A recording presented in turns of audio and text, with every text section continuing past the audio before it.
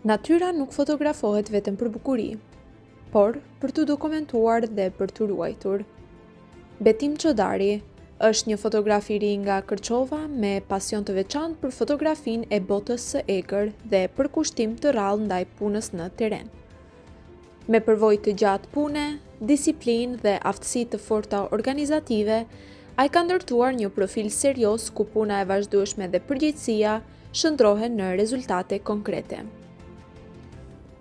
Gjatë vitit 2025, ai realizoi dokumentarin e Shqiponjës së Art, duke dokumentuar vazhdimisht ciklin jetësor të kësaj specie të rrallë.